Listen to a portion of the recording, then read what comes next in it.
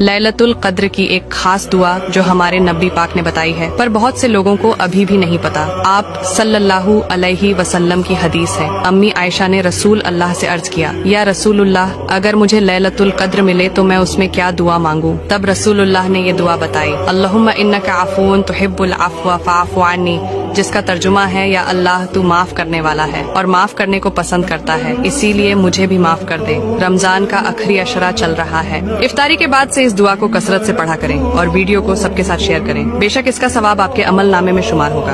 रमजान का पहला अशरा 10 दिन का होता है, दूसरा अशरा 10 दिन का और तीसरा अशरा भी 10 दिन का होता है। रमजान का पहला अशरा रहमत का होता है, तो हमें इन 10 दिन तक ये दुआ पढ़नी चाहिए। रमजान का दूसरा अशरा मगफिरत का होता है, तो हमें ये दुआ पढ़ना चाहिए। और रमजान का तीसरा हिस्सा जहन्नुम की आग से पनाह मांगने का होता है, तो हमें ये दुआ पढ़नी चाहिए और सबके साथ शेयर भी करें।